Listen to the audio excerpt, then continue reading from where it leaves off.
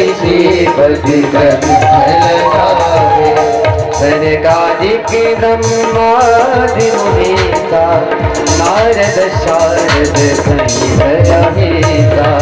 यम कुबेर दिक्पाल जहाँ थे कवि गोविंद कही सके जहाँ थे। तुम उपकार सुग्रीव ही कीना राम मिलाए राजपद दिया। तुमरो मंत्र विभीषण माना लंकेश्वर भय सब।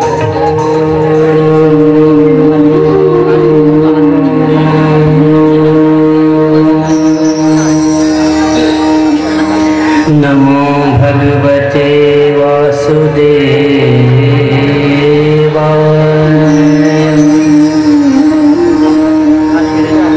नमः परमहंसाय स्वादित चरण कमल चिन्मत रंगाय।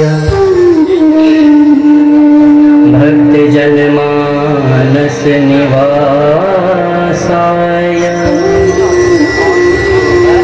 श्री रामचंद्राय।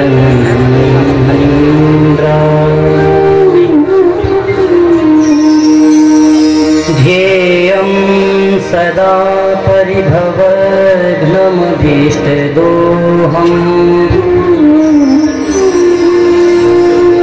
तीर्थास्पदं शिवविरिञ्चिनुतं शरण्यम्। भृत्यातिहं प्रणतपाल भवाब्धिपोतम्।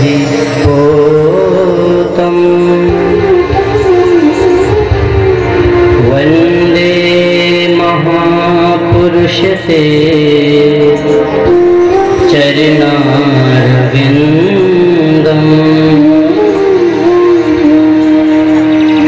वंशी करान नवनीरदाभात।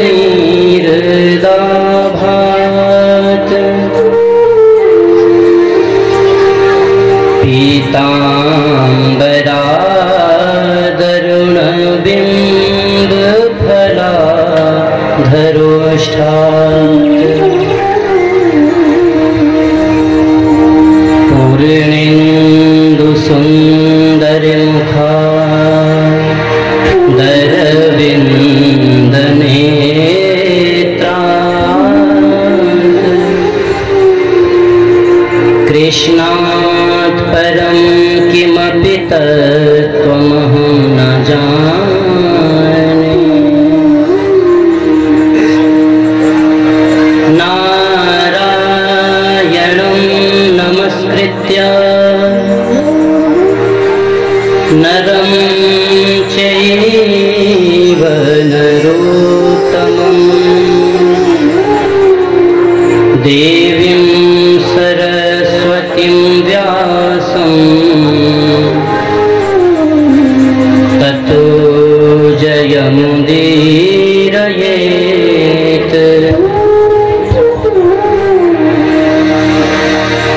कृष्ण त्वदीय पद पंकज पंजरान्ते। अद्यैव मे विशतु मानस राजहंस। प्राण प्रयाण समये कफवात पित्तये। कंठावरोधन विधौ स्मरणं कुतस्ते।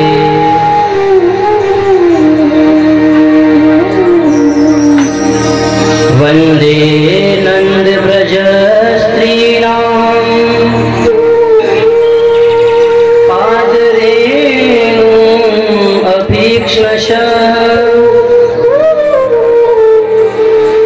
यासां हरिकथोद्गीतं पुनाति भुवनत्रयम्।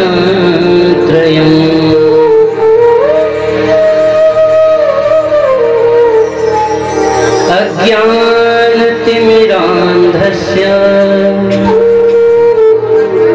ज्ञानाञ्जनशलाकया चक्षुरुन्मीलितं येन तस्मै श्रीगुरुवे नमः। राधे मेरी स्वामिनी मेरा राधे को दास, जन्म जन्म मोहे दीजियो निज चरणन में वास। जय जय श्री राधारमण, जय जय नवल किशोर, जय गोपी चित चोर प्रभु, जय जय माखन चोर। बोल वृंदावन बांके बिहारी लाल की, श्रीमद् भागवत महापुराण की, सद्गुरुदेव भगवान की जय। जय श्री राधे श्याम। आइए कथा में प्रवेश करने से पूर्व कुछ क्षणों के लिए हरि नाम संकीर्तन करें। मन वचन और कर्म से अपने मन को भगवान के चरणों में केंद्रित करते हुए, यहाँ पे हमारे श्याम सुंदर भगवान जी बैठे हैं ना, इनके दर्शन करते हुए भगवान के नाम का संकीर्तन करें। सभी लोगों ने तालियों की सेवा भी देनी है। श्री कृष्ण गोविंद हरे मुरारी, हे नाथ नारायण वासुदेव। श्री कृष्ण गोविंद हरे मुरारी, हे नाथ नारायण वासुदेव।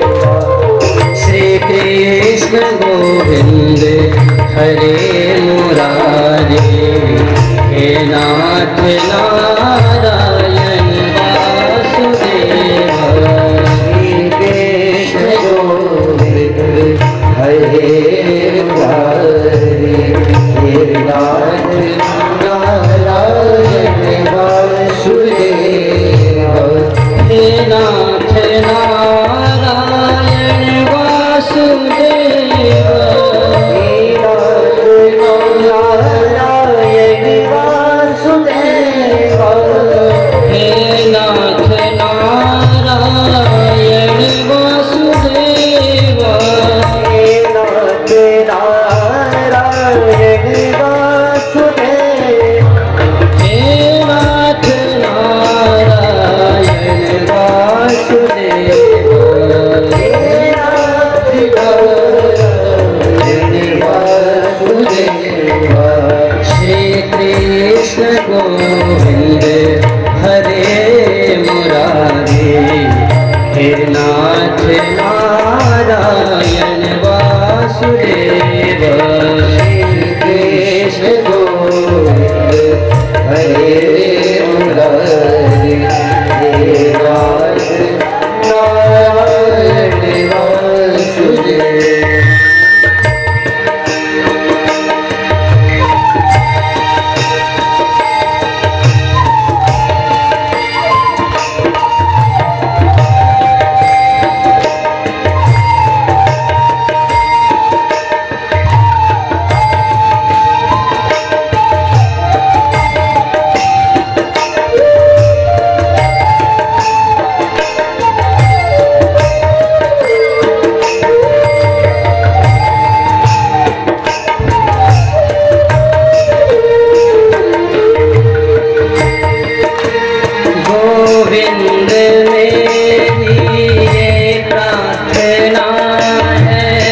गोविंद मेरी प्रार्थना है, गोविंद मेरी ये प्रार्थना है, गोविंद मेरी यह प्रार्थना है, गोविंद मेरी ये प्रार्थना है, गोविंद मेरी यह प्रार्थना है, गोविंद मेरी ये प्रार्थना है, गोविंद मेरी यह प्रार्थना है, गोविंद मेरी ये प्रार्थना है, गोविंद मेरी यह प्रार्थना है, भूलो नहीं कभी नाम तुम्हारा, भूलूं कभी नहीं याद तुम्हारा, निष्काम होकर ये गीत गाऊं, निष्काम होकर यह गीत गाऊं, हे नाथ नारायण वासुदेवा,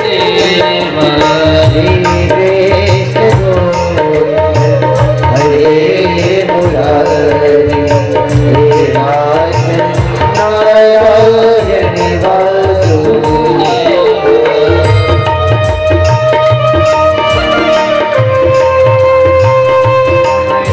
हरि बोल, जय जय राधा रमण, हरि बोल,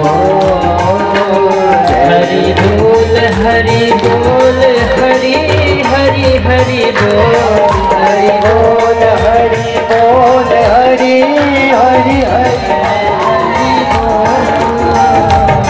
जय जय राधा हरि बोल, जय राधा रमण, हरि बोल, जय राधा रमण, हरि बोल, जय राधा रमण, हरि बोल, जय राधा रमण, हरि बोल।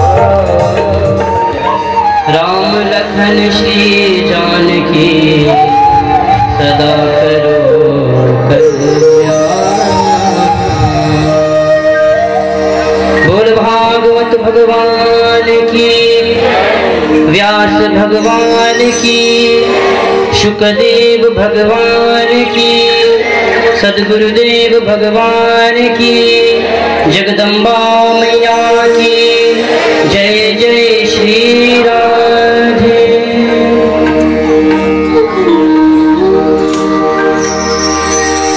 अनंत कोटि ब्रह्मांड अधिनायक, परम मंगलमय परात्पर अखिलेश्वर, अकारण करुणा वरुणालय,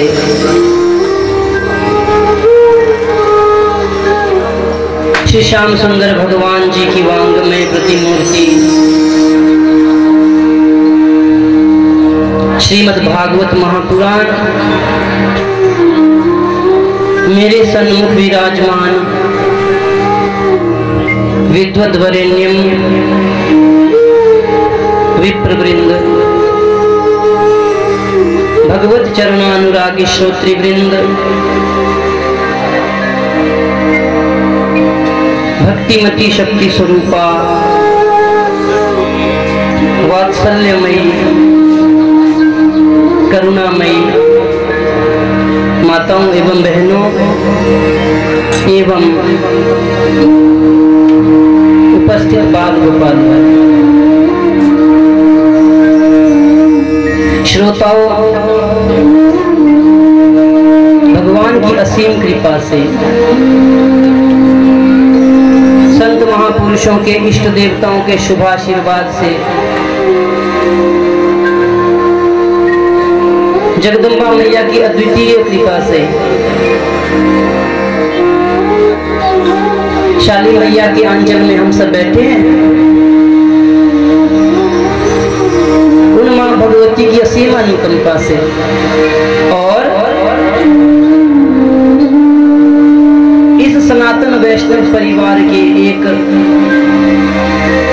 अत्यंत पवित्र संकल्प के कारण और आप सभी भक्त जनों की भक्ति के फलस्वरूप हम सभी यहाँ पर समवेत रूप से एकीभूत होकर के श्याम सुंदर भगवान जी की अनंत कथाओं का श्रवण करें, क्योंकि उन श्याम सुंदर भगवान की कृपा के कारण कुछ भी संभव नहीं।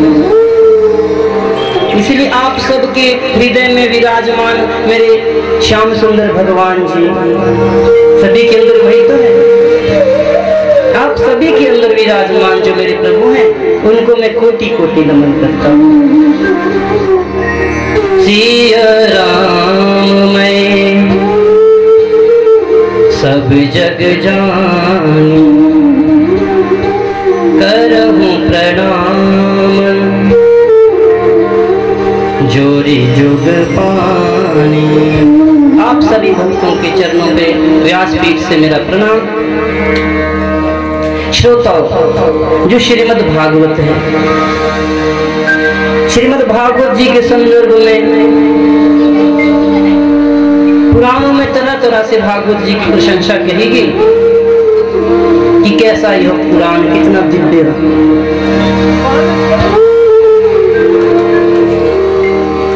इस भागवत महापुराण को सभी पुराणों का ताज कहा जाता है और अपने जीवन में जो एक बार भागवत जी की शरण में आता है फिर उसे संसार में नहीं आना पड़ता है, भगवान के परम लोक की प्राप्ति होती है। लेकिन आपसे मैं पहले भी कह चुका हूं कि जो कथा है वो सबको सुनने को प्राप्त नहीं होती है। अगर भगवान की कृपा हो तो मिल जाती है। भाग्योदयेन बहुजन्म समर्जितेन, जब हमारे एक जन्म के नहीं अनंत जन्मों के जब भाग्य एकत्रित होते हैं तब हमें भागवत जी की कथा श्रवण करने को प्राप्त होती है। वैसे अगर हम विचार करें, कथा को प्राप्त करना तो बहुत बड़ी बात है। सबसे पहले तो मानव शरीर को प्राप्त करना ही बहुत कठिन है। 84 लाख योनियों में जीव भटकता फिरता है, कभी पशु बन जाता, कभी पक्षी बन जाता, कभी सर्प बन जाता और कभी कृमि कीट भी बन जाता है। इस तरह से भव सागर में भटकता रहता है। भागवत जी के एकादश स्कंद में नव योगेश्वर संवाद में बहुत सुंदर बात कही। दुर्लभो हि मानुषो देह देहिनां क्षण भंगुरः तत्रापि दुर्लभो मन्ये वैकुंठ प्रिय दर्शनम्। सर्वप्रथम मानव शरीर को प्राप्त करना बहुत कठिन है। दुर्लभो ही मानुषो देह, संसार में हम बहुत कुछ बन जाते हैं पर मनुष्य नहीं बन पाते। मनुष्य कब बनते हैं? जब हमारे कोई पुण्य कर्म होते रहते हैं, तब हम पशु पक्षी आदि इन देहों में देहधारी बन करके धीरे धीरे मानव देह को प्राप्त करते हैं। और अगर मानव शरीर को प्राप्त कर लिया, अच्छा बताना, अगर हम मनुष्य बने हैं क्यों बने हैं? बता सकते हो क्यों मानव शरीर मिला है? खाने पीने के लिए मिला है, सजने के लिए मिला है, लड़ाई झगड़ा करने के लिए। अच्छा बताओ, आप सब में से ऐसा कौन है जो कभी झगड़ा ना करता, जिसने जीवन में कभी लड़ाई ना की है? कोई कभी अपने एकांत में बैठकर कल्पना कर लेना कि अगर हम मनुष्य बने हैं तो क्यों बने? भोजन करने के लिए या शरीर को संवारने के लिए, बच्चों का पालन पोषण करने के लिए? क्यों हम मनुष्य बने? या लड़ाई झगड़ा करने के लिए? ध्यान देना, खाना पीना, सोना, भोग विलास, लड़ना, बच्चे पैदा करना, बच्चों को पालना, ये सब तो हम तब भी कर चुके हैं जब पशु थे। क्या पशु नहीं खाता? देखा कोई पशु जो खाता ना हो? पशु का क्या है, खाता रहता है, खाता रहता है, खाता रहता है, और खाते खाते ही उसका जीवन समाप्त हो जाता है। या आप सोचो कि पशु बच्चे नहीं पालते होंगे? हमसे कई गुना अच्छे से पशु पक्षी अपने बच्चों को पाल लेते हैं।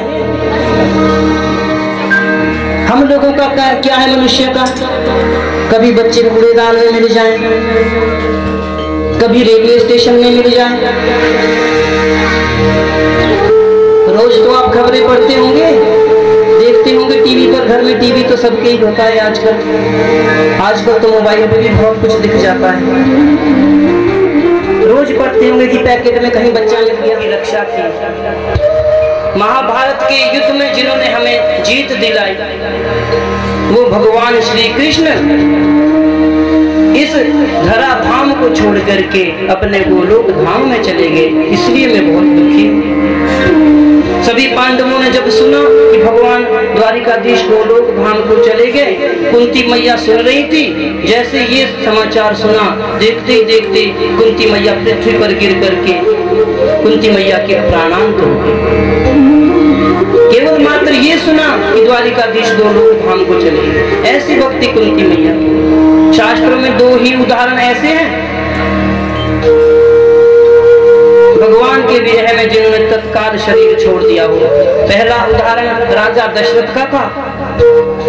जैसे ही भगवान राम वनवास को जाने लगे तो दशरथ जी ने भी अपने शरीर को छोड़ दिया था। और यहाँ कुंती मैया ने भी जब देखा कि अब भगवान कृष्ण गोलोक धाम को चले गए हैं, तो देखते देखते भूमि पर गिरी और उनका भी प्राणांत हुआ। सभी पांडव अत्यंत दुखी थे। उस परीक्षित को अब उन्होंने हस्तिनापुर का राजा बनाया। स्वयं वल्कल धारण करके सभी पांडव स्वर्ग आरोहण की यात्रा पे चले गए। सभी पांडव चले गए। अब परीक्षित राजा अपनी प्रजा का खूब अच्छे से ध्यान रखते, पुत्रवत प्रजा को पालते। एक दिन अपने राज्य में घूमने जा रहे थे, ये देखने की मेरी प्रजा किस प्रकार से रहती है, कोई दुखी तो मेरे राज्य में नहीं होगा, ये देखना चाहते हैं। रथ पर बैठकर जा रहे हैं, क्या देखते हैं कि रास्ते में कृष्ण वर्ण का एक पुरुष एक बैल को डंडे से जोर जोर से पीट रहा था। एक गौ माता भी है और एक बैल भी, दोनों की पिटाई हो रही है और सड़क में दौड़ा दौड़ा कर मारा। ऐसा एक दुष्ट व्यक्ति, उस समय तो केवल एक था, आज तो हजारों हैं, घर घर में है। देखा कि बैल बेचारा बूढ़ा हो गया तो दो डंडे मार करके सीधे सड़कों में, गुलथाने से नीचे जो ढाक जैसे वाले कैंचियां ना सड़क में, वहां से छोड़ दिया। फिर जहां जाए चलते चलते बेचारे गुम्मा पहुंचे, नौटिकट पहुंचे। ऐसा ही उस समय भी हो रहा था। परीक्षित ने देखा कि ये कौन दुष्ट है जो मेरे राज्य में आकर गौ माता को प्रताड़ित कर रहा है। क्रोध आया, परीक्षित ने धनुष बाण उठाया, बोले मूर्ख तू कौन है। सोचने लगी परीक्षित की मेरी प्रजा कैसे सुखी होगी जहां गौ माता ही कष्ट में।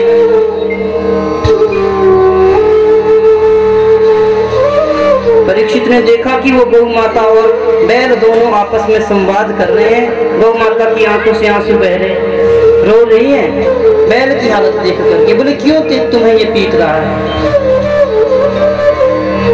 तो बैल कहने लगा ये तो संसार का नियम है और जो दुख मुझे मिल रहा है हो सकता है किसी का मेरे ही प्रारब्ध के कारण मिल रहा होगा। सुख और दुख के बारे में बताने लगा कि संसार में सुख और दुख तो कर्मों का खेल है। परीक्षित ने देखा कितनी ज्ञान की बातें। ये बैल कैसे कर रहा है? श्रोता, जो बैल है वो कोई साधारण नहीं है, बैल है धर्म का रूप, और जो गौ माता है वो है पृथ्वी। जो गौ माता है वो पृथ्वी का सूक्ष्म रूप है, और जो बैल है वो धर्म का रूप होता है। इसलिए उन्हें कभी दुख नहीं देना चाहिए। बैल साक्षात धर्म और गौ साक्षात पृथ्वी माता। अब तो जैसे धनुष्पान परीक्षित ने उठाया, चरणों में गिर गया वो जो गौ माता को पीट रहा था। बोले महाराज आप मुझे मारना मत, मैं आपकी शरण में हूँ। परीक्षित ने कहा देखो मैं कुरुवंशी हूँ, पांडवों का वंशज हूँ, शरण में आए हुए पर हथियार नहीं चलाता हूँ। तुम्हें भयभीत होने की आवश्यकता नहीं है, अपना परिचय दो। तो मनुष्य कहने लगा महाराज मैं कली हूँ, मेरा नाम कली है। उस समय भगवान के जाने के बाद कलयुग का आगमन हो गया था। द्वापर के अंत में भगवान चले गए गोलोक धाम में, और भगवान के जाते ही कलयुग का आगमन हुआ। अब ध्यान रखना, जो गौ माता को दौड़ा रहा होता है समझ लेना कि वो साक्षात कलयुग है। वो तो एक उदाहरण था दिखाने के लिए संसारियों को कि कलयुग में गौ माता की यही हालत होगी, गौ माता को पीटने वाले बहुत होंगे। और जो भी ऐसा करते हैं, गौ माता बूढ़ी हुई नहीं, दूध देना बंद किया नहीं, फिर घास कम और डंडे ज्यादा। समझ लेना वो कलयुग है, गौ माता को सड़क पर छोड़ने वाले। बोल भक्त वत्सल भगवान की। कलयुग चरणों में गिरा महाराज आप मुझे क्यों मारते हो? अब इस सृष्टि में मेरा समय आया है, अब मेरा ही युग है। परीक्षित ने कहा तुम्हारा युग होगा जरूर, लेकिन मेरे राज्य में तुम नहीं आ पाओगे, तुम्हारे लिए कोई स्थान नहीं। लेकिन याचना करने लगा परीक्षित से, बोले मुझे स्थान तो देना पड़ेगा, नहीं तो ये तो सृष्टि के भी विरुद्ध होगा। जब मेरा समय आया है तो मेरा राज्य स्वीकार तो करना होगा। परीक्षित ने कहा कि चलो अगर ऐसी बात है तो तुम बताओ कि ऐसा कौन सा गुण तुम में है जिसके कारण मैं तुम्हें अपने राज्य में स्थान दूं। कहने लगा बोले महाराज गुण तो मुझ में एक भी नहीं, सारे अवगुण हैं, सृष्टि के जितने भी दोष हैं वो सब मुझ में व्याप्त हैं।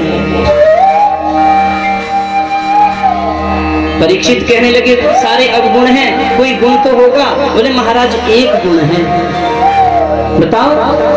तो कलयुग कहने लगा कि मेरे समय में जब मेरा युग प्रारंभ हो जाएगा तो उस समय कलयुग के अंदर जो भी प्राणी भगवान का केवल मात्र नाम लेगा, नाम लेते लेते ही वो भव सागर से पार मुक्त होकर के भगवान के परम लोक को चला जाएगा।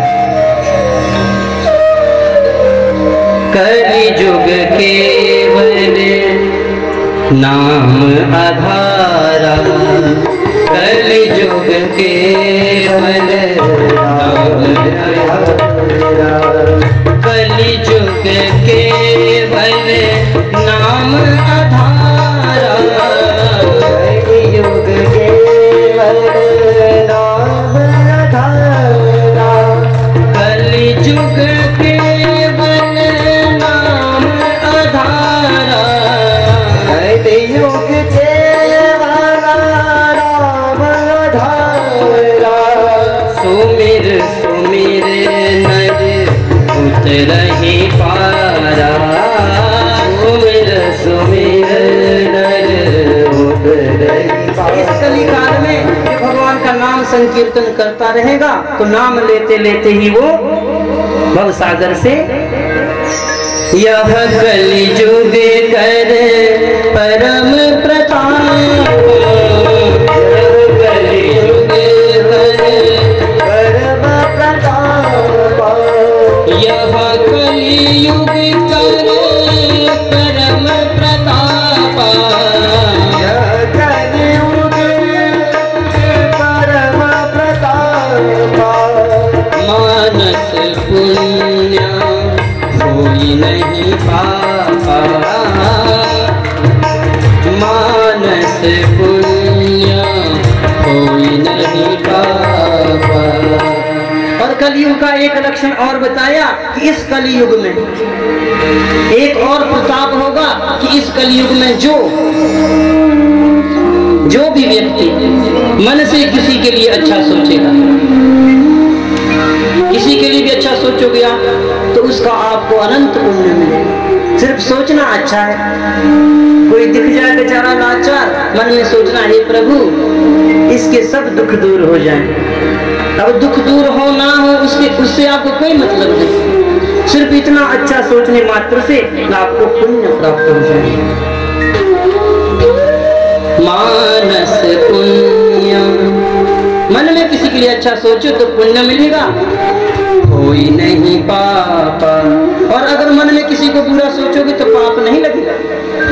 अन्य युग में तो मन में किसी को आपने बुरा सोचा उसी समय पाप बन गया, वाणी से किसी को बुरा कह दिया उसी समय पाप बन गया। कलयुग में ऐसा नहीं है।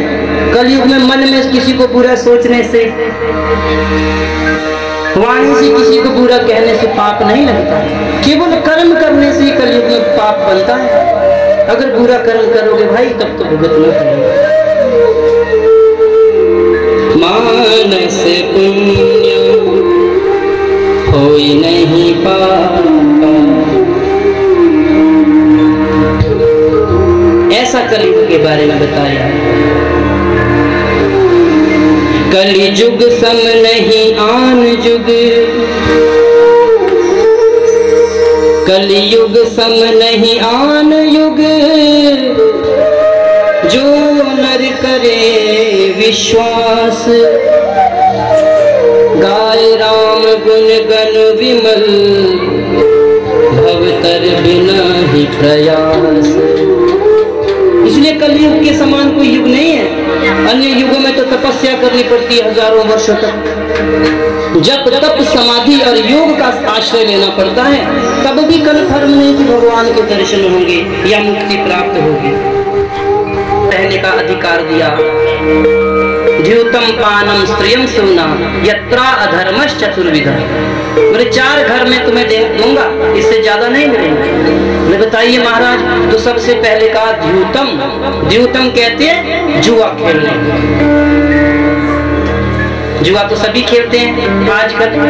आगे कथा चल रही है, बोले कथा कौन सुने? हमारे भाई लोग जो होते हैं कथा में आ जाते हैं सुबह,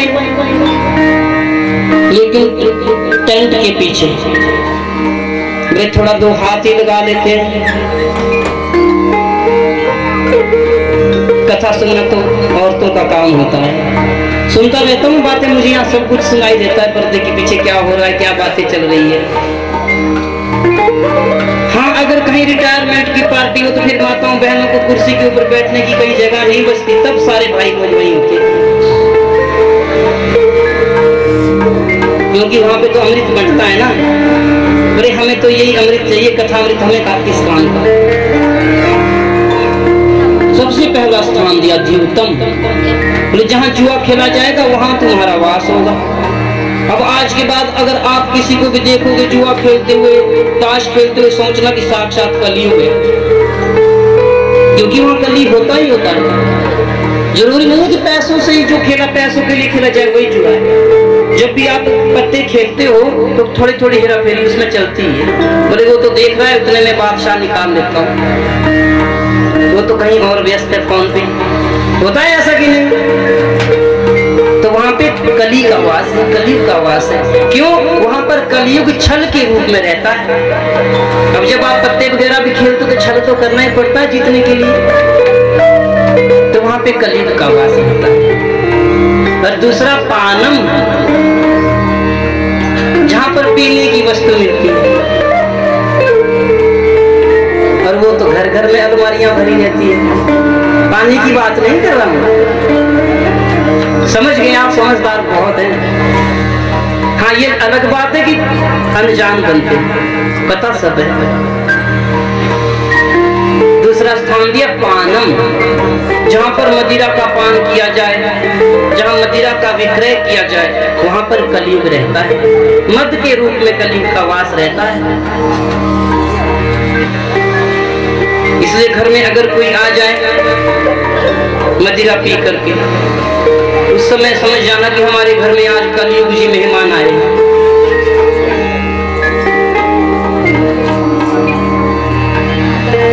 बोल भक्त वत्सल भगवान की।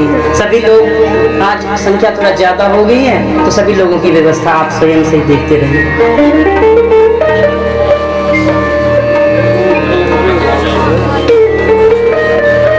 बोल श्याम सुंदर भगवान की जय। तो कलयुग को दूसरा घर कहाँ मिला बताइए? बोल देना चाहिए। आप तो ऐसे मुझसे शर्माते हैं कि जैसे मैं कोई परदेसी आ गया। कथा के बीच में थोड़ा थोड़ा बोलने का अधिकार आप लोगों का भी है। तो जहां पर भी मदिरा का पान होता हो, जब भी कभी आपके घर में कोई भी फंक्शन होता है, तो हजारों कलयुग होते हैं घर में आए हुए। यहाँ सबसे पहले वही बैठ गए। एक दिन चली गई वन में आखेट खेलने के लिए, रास्ता भटक गए। भूख प्यास से पीड़ित होकर इधर उधर भटक रहे थे। देखते ही देखते एक ऋषि का आश्रम मिला। ऋषि के आश्रम के किनारे पहुंचे।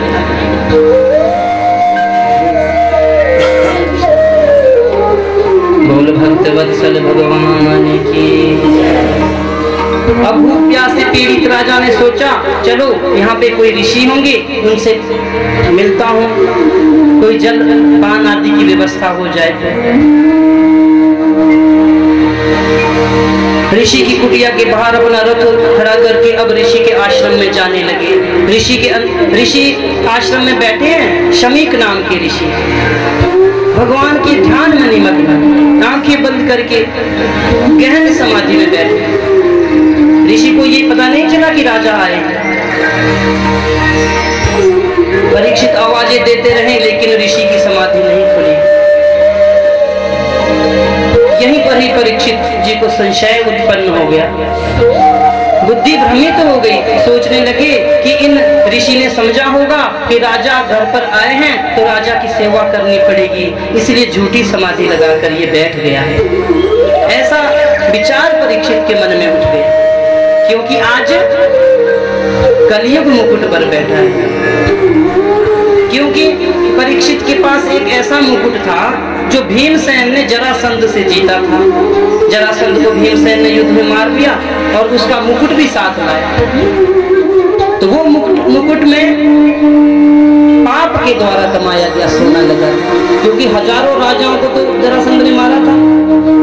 तो उस स्वर्ण में दोष उत्पन्न हो गया। कलयुग ने बुद्धि भ्रमित की। परीक्षित ने सोचा कि ये जो ऋषि हैं झूठी समाधि लगाकर बैठे हैं। इधर उधर देखने लगे, पास में ही एक मरा हुआ सर्प पड़ा था। अपने धनुष की नोक से सर्प उठाया और ऋषि के गले में डाल दिया। बोले, राजा को देखकर झूठी समाधि लगाते हो। ऐसा करने के बाद वापिस लौटे अपने महल में। तभी शमीक ऋषि के किसी शिष्य ने देखा कि गुरुदेव के गले में किसी ने मरा हुआ सर्प डाल दिया है। अब वो छोटा सा बालक दौड़ कर गया और शमीक ऋषि के पुत्र से बता दिया। बोले, तुम यहाँ पर खेल रहे हो, उधर आपके पिता के गले में किसी ने मरा हुआ सर्प डाल दिया। नदी के तट के किनारे बहुत सारे छोटे छोटे बालक खेल रहे थे। ऋषि पुत्र भी साथ में खेल रहा था, श्रृंगी नाम था उसका। जैसे ही सुना कि पिताजी के गले में किसी ने मरा हुआ सर्प डाल रखा है, उन ऋषि कुमार को बहुत क्रोध आने लगा। ये सोचकर कि कौन दुष्ट होगा जिसने पिता के गले में मरा हुआ सर्प डाल दिया। कौशिकी नदी के तट के किनारे खेल रहे थे। देखते ही देखते वो ऋषि कुमार नदी में उतरा और अपने हाथ में जल लेकर के श्राप देने लगा। इति लंघित मर्यादम तक्षको सप्तमे हनि दंक्षति स्म कुलांगार चोदितो में तदद्रुम। श्राप दिया उन ऋषि कुमार ने कि जिस किसी ने भी मेरे पिता के गले में मरा हुआ सर्प डाला होगा, आज से ठीक 7 दिन बाद तक्षक नाग के डसने से उसकी मृत्यु हो जाएगी। इस प्रकार से श्राप देकर के वो बालक दौड़ता हुआ अपने पिता के पास पहुंचा और पिता की गोद में बैठकर जोर जोर से रोने लगा। सांप को देखकर भयभीत हो गया, जोर जोर से जब देखा रोने लगा। ऋषि ने देखा कि मेरी गोद में आकर कौन रो रहा है। ऋषि की समाधि खुली, आंखें खोलकर देखा तो उनका ही पुत्र श्रृंगी गोद में आकर रो रहा था। ऋषि समझाने लगी, बेटा तुम क्यों रो रहे हो? अब वो बालक तो रो रहा था, लेकिन जो शिष्य साथ में छोटे छोटे बालक थे उन्होंने कहा, गुरुदेव आपके गले में किसी ने मरा हुआ सर्प डाल रखा है, इसी कारण ये रो रहे हैं। ऋषि ने देखा कि मरा हुआ सर्प गले में किसी ने टांग दिया है। सर्प को फेंक करके ऋषि ने कहा, तो बेटा इसमें क्या होगा, किसी ने डाल दिया होगा। लेकिन जब उन शिष्यों ने बताया, गुरुदेव आपके पुत्र ने श्राप दिया है, जिस किसी ने भी ये मरा हुआ सर्प डाला होगा 7 दिन के बाद तक्षक नाग के डसने से उसकी मृत्यु होने वाली है। अब जब शमीक ऋषि ने आंखें बंद करके देखा तो क्या देखते हैं कि सर्प तो परीक्षित ने डाला था। आज ऋषि की आंखों से आंसू आने लगे, अपने पुत्र से कहने लगी, बेटा तुमने ये कैसा कार्य कर लिया, तुमने परीक्षित जैसे धर्मात्मा को ऐसा श्राप दे दिया। उन्हीं के राज्य में रहकर, उन्हीं के कारण इस वन में, निर्जल वन में बैठकर हम सुरक्षित होकर के, भयहीन होकर के तपश्चर्या करते हैं, और आज तुमने उन्हीं राजा को श्राप दिया। अब हम संतों की भला कौन रक्षा करेगा? अत्यंत दुखी आज ऋषि हुए, अपने एक शिष्य को भेजा परीक्षित के पास ये समाचार देने के लिए कि ऋषि पुत्र ने श्राप दिया है। गौरमुख नाम का वो शिष्य परीक्षित के पास जाने लगा, लेकिन परीक्षित जैसे ही अपने राजमहल में पहुंचे, मुकुट को उतारा, जैसे विश्राम करने लगे, मन में विचार आया कि ये मैंने कैसा पाप आज कर लिया, कैसा मुझसे पाप हो गया, मैंने ऋषि के गले में सर्प डाल दिया। अत्यंत दुखी होकर रोने लगे परीक्षित कि इतना नीच कर्म मैं कैसे कर सकता हूँ, ये अपराध मुझसे क्यों हुआ। अपनी पत्नी से कह रहे थे, देवी आज मुझसे बहुत बड़ा पाप हो गया, किसी ऋषि के गले में मैंने मरा हुआ सर्प डाल दिया। विलाप कर रहे, अपने पत्नी से कह रहे कि मैंने अपने कुल की मर्यादा को आज कलंकित कर दिया। इस प्रकार से अपने पत्नी से बात कर ही रहे थे, उसी समय वो गौरमुख नाम का जो शिष्य राजा के सामने पहुंचता है और राजा को प्रणाम करके कहने लगा, महाराज मैं आपके लिए एक समाचार लाया हूं। परीक्षित ने कहा कि क्या आज्ञा है? तो कहने लगा वो शिष्य, बोले महाराज आपको शमीक ऋषि के पुत्र श्रृंगी ऋषि ने श्राप दिया है कि तक्षक नाग के डसने से 7 दिन के बाद आपकी मृत्यु होने वाली है। परीक्षित समझ गए कि जो पाप मैंने किया था उसी के कारण श्राप लगा है। लेकिन परीक्षित पहले तो दुखी बहुत थे, लेकिन जब ये समाचार सुना तो दुखी नहीं हुए, प्रसन्न होकर अपनी पत्नी से कहने लगे, देवी मैं कितना भाग्यशाली हूँ। पत्नी कहने लगी, बोले भाग्यशाली कैसे, 7 दिन में तो मृत्यु का श्राप लग गया है। तो परीक्षित कहने लगे, बोले संसार का मैं पहला ऐसा व्यक्ति हूँ जो ये जानता है कि 7 दिन के बाद ही मेरी मृत्यु होगी, वरना संसार में किसको पता कि अगले क्षण में उसने जीवित रहना भी है कि नहीं रहना है। किसी को पता नहीं है कि जो आज है कल रहेगा भी कि नहीं, या अगले क्षण होगा भी कि नहीं।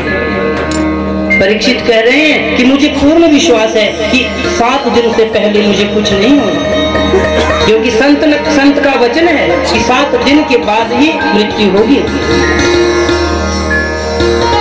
उसी समय राजपाट छोड़ करके अपना राजपाट अपने पुत्र जन्मेजय को सौंप करके वल्कल वस्त्र धारण करके राजसी ठाट त्याग करके देखते देखते परीक्षित राजमहल से निकल कर गंगा जी के तट के किनारे पहुंचे, शुकताल के पास। उस परम पवित्र स्थान पर वट वृक्ष के नीचे बैठ करके परीक्षित आज विचार कर रहे हैं। मन ही मन सोच रहे हैं, आंखें बंद करके रो रहे हैं कि मैंने इतना बड़ा पाप किया है, अब इस पाप का मैं प्रायश्चित कैसे करूं? क्या ऐसा कार्य करूं जिससे मेरे पाप का प्रायश्चित हो?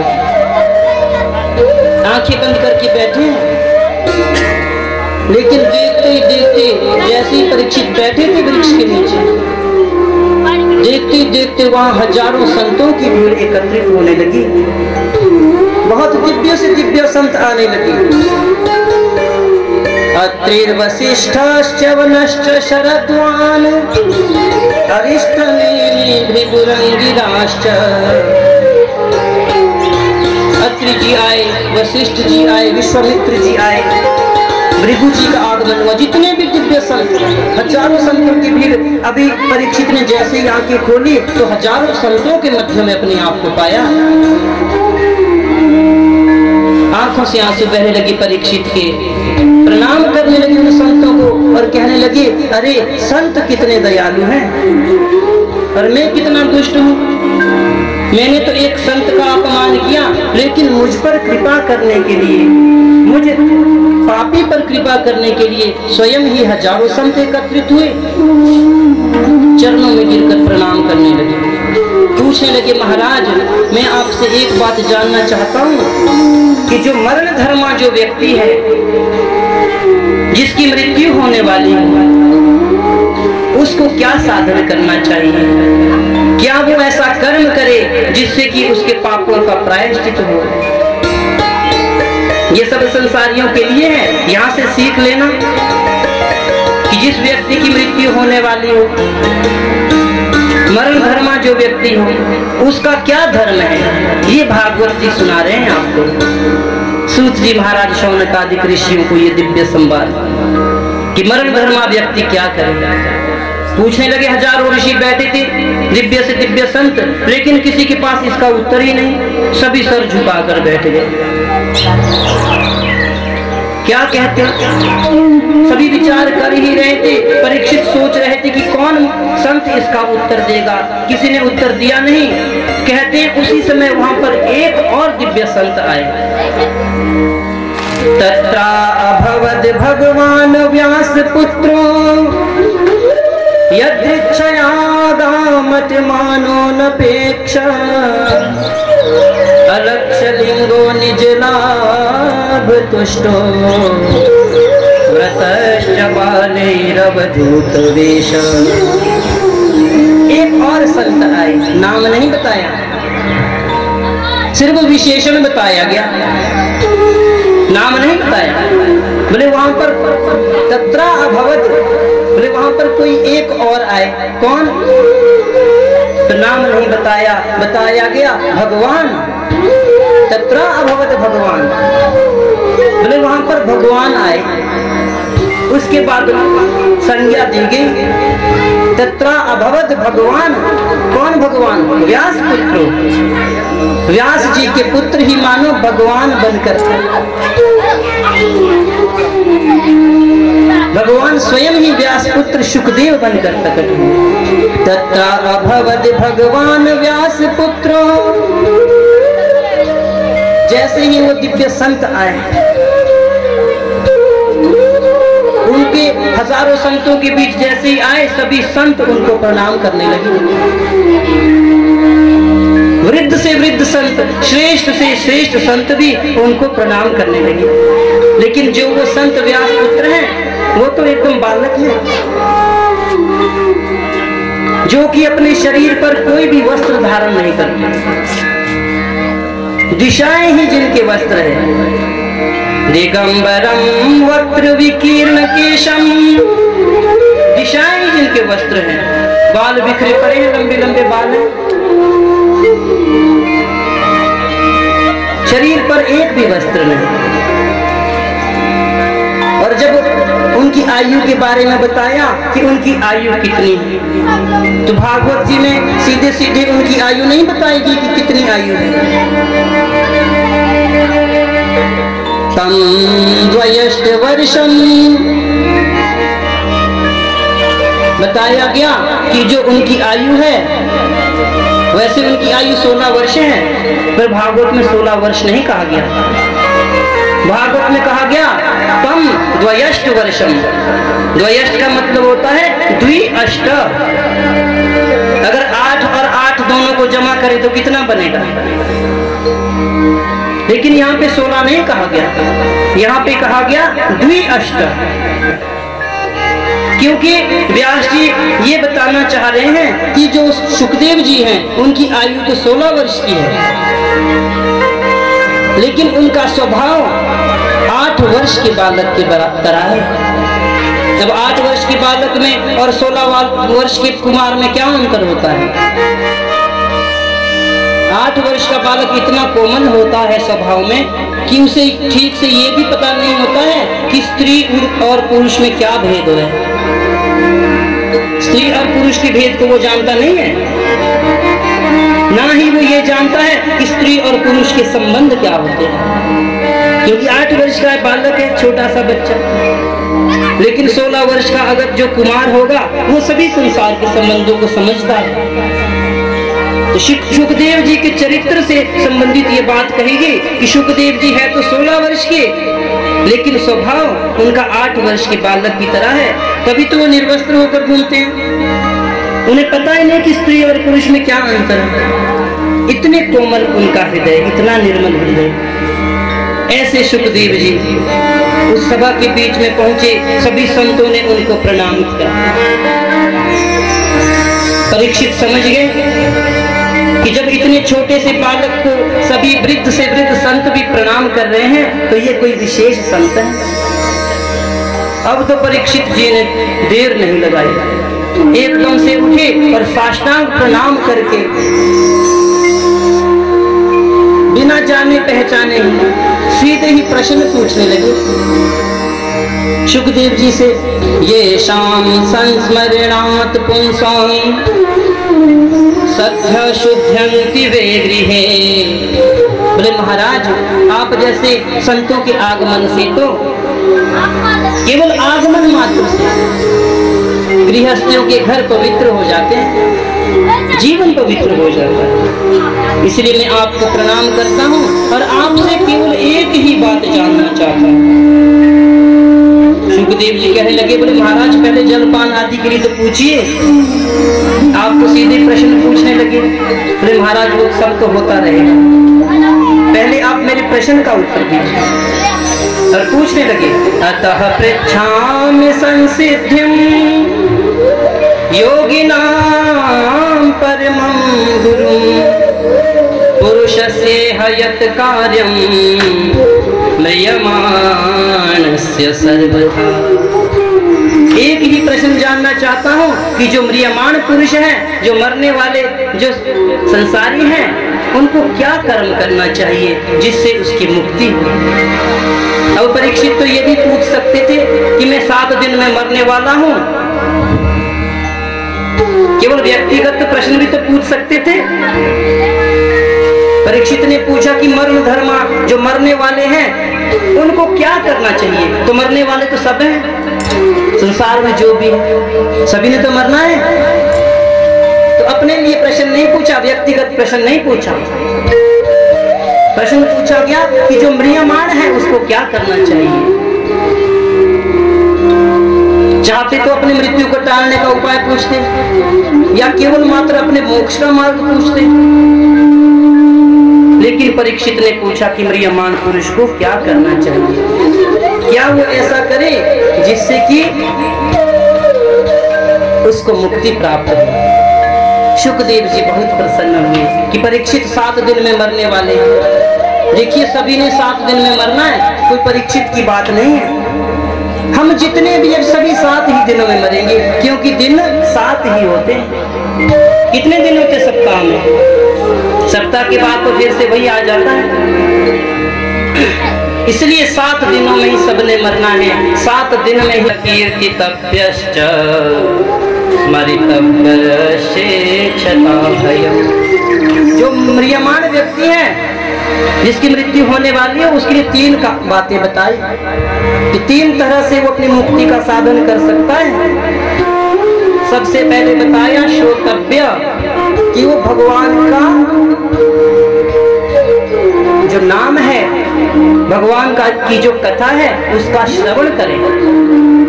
जब सुनेंगे तभी तो भगवान के बारे में पता चलेगा कि उनमें कैसे गुण हैं, कैसी करुणा है, कैसी दया है, कितनी कृपा है। सबसे पहले भगवान के गुणों को सुनना, श्रोतव्य। और जब सुनो, सुनने के बाद कीर्तितव्य, जो सुना है उसको फिर अपने वाणी से कहना है। जैसे आप यहाँ पे कथा सुन रहे हो ना, जब जाते हो जो कथा सुनी है, जो भजन सुना है, उसको गाते रहना चाहिए। और तीसरा कार्य बताया स्मरितव्य। मना कर दिया, तुम्हारे घर में हम भोजन नहीं कर पाएंगे। क्यों भोजन नहीं करोगे? भगवान ने कहा कि भोजन करने की 2 परिस्थितियां होती है। भगवान कहने लगे दुर्योधन से 2 ही परिस्थिति में भोजन हो सकता है। दुर्योधन कहने लगा, बोले कौन सी परिस्थितियां? भगवान कहते हैं कि अगर किसी को बहुत ज्यादा भूख लगी हो तो उसको कभी भी कहीं भी भोजन कर लेना चाहिए। आपत्ति काले मर्यादा नास्ति। अगर भूख लगी तो किसी के द्वारा भी भोजन मिल रहा हो तो कर लेना चाहिए, मांग के भी कर लेना चाहिए। दूसरी, भगवान कहने लगी अगर भोजन करवाने वाले के हृदय में बहुत अधिक प्रेम हो तब भी भोजन कर लेना चाहिए। भगवान दुर्योधन से कहते हैं यहाँ पर दोनों ही परिस्थितियां नहीं है। बोले दुर्योधन, मुझे भूख भी नहीं लगी है और तुम्हारे हृदय में मेरे प्रति प्रेम भी नहीं है, इसलिए भोजन नहीं करूंगा। बोले फिर कहाँ भोजन करोगे? भगवान कहने लगे, बोले मैं तो अपने विदुर काका के घर में ही भोजन करूंगा। विदुर जी सुन रहे थे राज्यसभा में। विदुर को तो निकाल दिया था दुर्योधन ने अपने राज्य से, तो वो हस्तिनापुर के किनारे कदली वन में रहते थे, एक कुटिया में। जैसे ही विदुर जी ने सुना कि द्वारिकाधीश कह रहे थे कि वो विदुर के घर में भोजन करेंगे, अब तो अत्यंत प्रसन्न हुए, दौड़कर अपने घर आने लगे। सोचने लगे कि आज वो श्याम सुंदर भगवान मुझ पर कृपा करने के लिए आ रहे हैं मेरे घर, आज मेरे पुण्य उदय हो रहे हैं। बोल भक्त वत्सल भगवान की। दौड़ते हुए पहुंचे विदुरानी से कहने लगे देवी, आज मैं तुम्हें एक बहुत शुभ समाचार सुनाना चाहता हूँ। देखिए बहुत सुंदर भाव है इस कथा में, आप लोगों ने सो मत जाना। बोल श्याम सुंदर भगवान की। अच्छा बताओ पीछे तक सभी को ठीक से सुनाई दे रहा है? अगर ना सुनाई दे तो बता देना। अब तो विदुर जी पहुंचे घर में, विदुरानी से कहने लगे देवी आज श्याम सुंदर हमारे घर आएंगे। अब विदुरानी तो इतनी चकित हो गई कि कदम जमीन पे नहीं पड़ रहे। बोले मेरे प्रभु आ रहे हैं। विदुर ने कहा कि तुम घर की ठीक से सफाई व्यवस्था देखो, मैं बाजार जाकर के कन्हैया के लिए माखन लाता हूँ, उन्हें माखन बहुत प्रिय है, माखन मिश्री लाता हूँ। बाकी और तो वो कुछ भोग लेते नहीं, उनका प्रिय भोजन लाता हूँ। दौड़ करके बाजार विदुरानी अब घर में सफाई कर रही है। सोचने लगी कि जब तक भगवान आएंगे तब तक स्नान में भी कर लूं। अत्यंत पुलकित होकर के, आनंदित होकर के सारे काम उल्टे उल्टे होने लगे,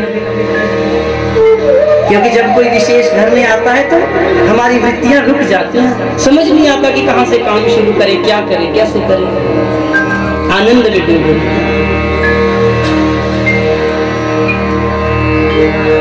संत तो कहते हैं कि विदुरानी स्नान करने के लिए गई थी, उतने में प्रभु आ गए और सांकर खटकाने लगे दरवाजा। बोले कोई घर में है? बुआ कहाँ हो? दरवाजा खोलो। अब विदुरानी सोच रही कि स्नान कर लूं कि कन्हैया से मिल लूं। इतनी प्रसन्न थी, अब स्नान करते करते ही चली गई, साड़ी तक नहीं बदली। अब कन्हैया ने देखा कि बुआ तो ऐसे ही आ गई, भीगी हुई साड़ी में ही उससे मिलने। दरवाजे पे खड़े होकर के देख रही भगवान को, देखती जा रही है। दिल के आंगन में अजब सा शोर मचा रखा है, दिल के आंगन में अजब सा शोर मचा रखा है। हमें तो सरकार ने दीवाना बना रखा है। ऐसी दीवानगी है। आ भी जाओ, आ भी जाओ मेरे गरीब खाने में, आपके वास्ते गुलशन को सजा रखा है। अब रहने के लिए बहुत बड़ा महल तो है नहीं, कुटिया है घास की ढकी हुई, लेकिन जो मन है, मन रूपी मंदिर तो खूब सजा है। क्योंकि जानते हैं मन ही मन भगवान को उलाहना दे रही है। आ भी जाओ मेरे गरीब खाने में, आपके वास्ते गुलशन को सजा रखा है। मन ही मन भगवान से देखती जा रही भगवान, क्योंकि जानते हैं कि भगवान घास की कुटिया में तो कभी रहे नहीं होंगे, गए भी नहीं होंगे, वो तो महलों में रहते हैं। फूलों में सजे रहते हैं, फूलों में सजे रहते हैं सरकार हमारे, फूलों में सजे रहते हैं सरकार हमारे। क्या जाएगा आपका जो हो जाएंगे दीदार तुम्हारे। अरे प्रभु आप ही जाओ, आपका क्या बिगड़ जाएगा अगर हमें भी आपके दर्शन मिल जाएंगे। सजा दो घर को गुलशन सा। देखो भगवान आ रहे हैं, हमें भी तो अपने मन रूपी मंदिर को सजाना है। तो एक भजन के माध्यम से बड़े भाव से भगवान के आगमन का स्वागत करते हैं। ठीक है? सजा दो घर को गुलशन सा, सजा दो घर को गुलशन सा, मेरे सरकार आए हैं। सजा दो घर को गुलशन सा, मेरे सरकार आए। सभी लोगों ने हाथ उठाने। सजा दो घर को गुलशन सा, मेरे सरकार आए, मेरे सरकार आए, मेरे सरकार आए हैं, मेरे सरकार आए हैं, मेरे सरकार आए हैं, मेरे सरकार आए हैं, मेरे सरकार आए हैं, मेरे सरकार आए हैं, मेरे सरकार आए हैं, मेरे सरकार आए हैं, मेरे सरकार आए। लगे कुटिया भी दुल्हन से, लगे कुटिया लगे कुटिया भी दुल्हन से, लगे कुटिया भी दुल्हन से, मेरे सर